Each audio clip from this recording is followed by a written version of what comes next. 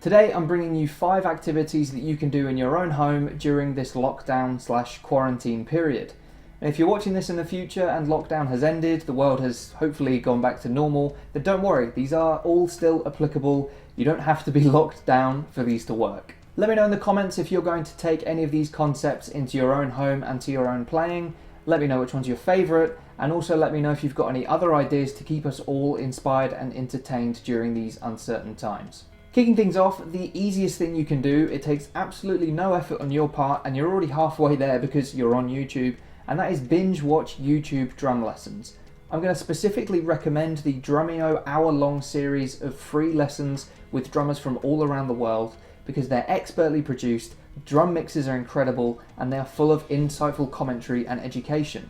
It doesn't matter what music you play or what music you listen to because they've got lessons with anyone from Gene Hoglan to Bernard Purdie to Tommy Igoe, you name it, there's probably a Drumeo lesson with that drummer. They're all on some really varied topics as well, anything from faster hands to quite recently they did an episode with Alex Rudinger who talked about mental health. So, they really cover a wide variety of topics. Another channel that I'm going to give a shout out to is Austin Burcham for specifically his excellent series, Study the Greats. Now, Study the Greats videos are a lot shorter. They're generally about 10 minutes long, so if you've got a fleeting attention span, these are for you. They're also quite high-end concepts, so if you consider yourself still a beginner drummer, then maybe put these on the back burner for the future.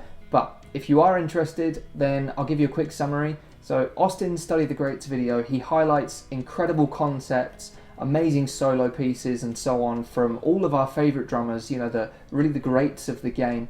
And he breaks down exactly what it is they're doing. He provides free transcriptions and also shows us playthroughs of what these drummers are doing.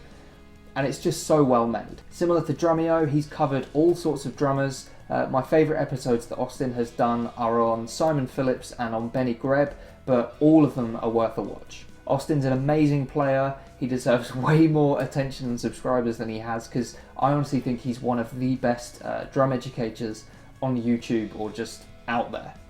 Activity number 2, take inspiration from your favourite drummers and completely change up your kit setup. Over the years, personally, I've copied setups from Nick, the drummer from the band Northlane, Dan Sell, the drummer for Architects, Luke Holland, as always, a huge inspiration on me.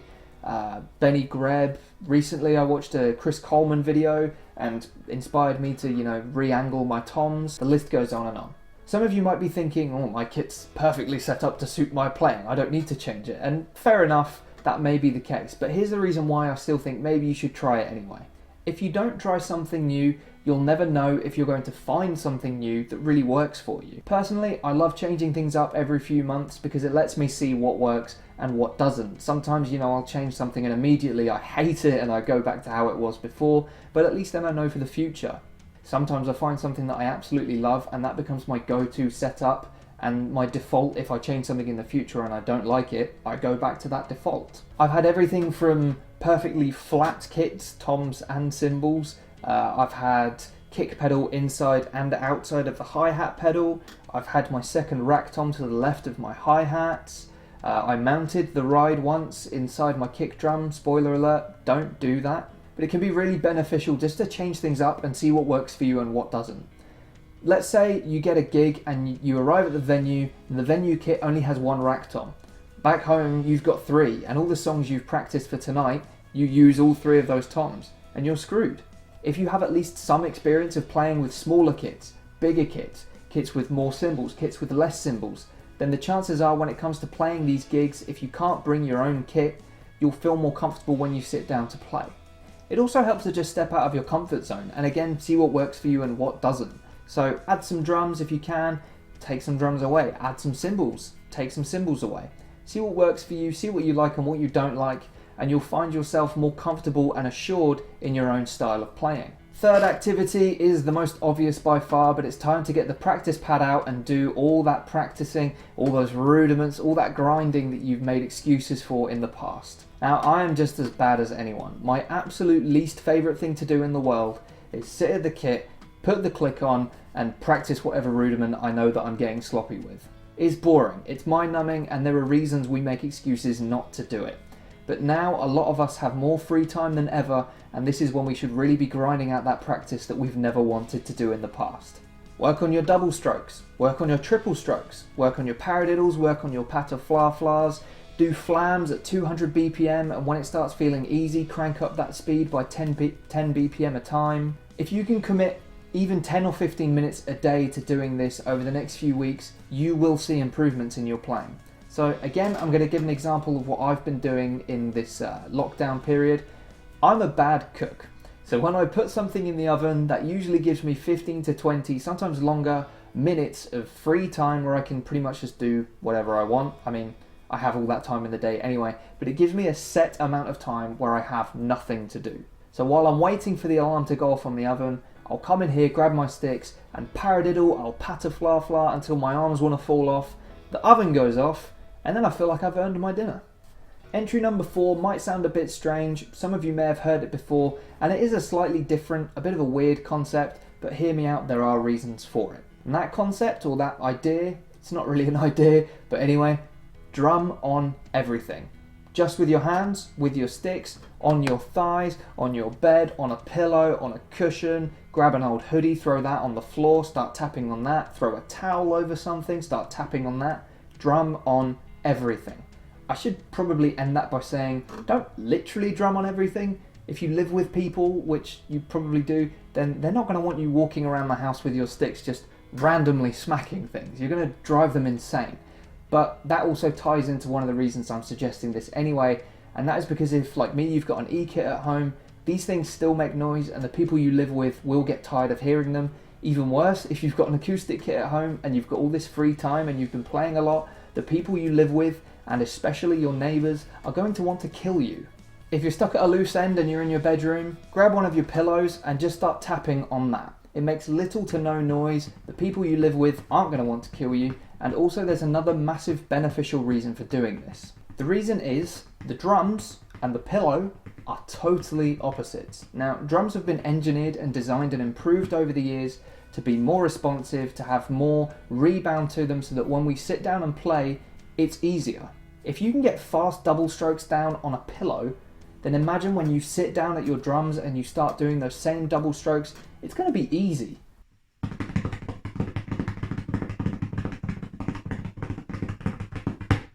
Pillows, cushions, hoodies, mattresses, everything I've just spoken about, they've all got varying degrees of bounce, but one thing they have in common, which is the opposite to the drum, is they have almost no bounce. Well, maybe mattresses have a little bit of rebound, but for the most part, if you hit a stick on an old hoodie that you've just got scrunched up, the thing's just going to get buried in there.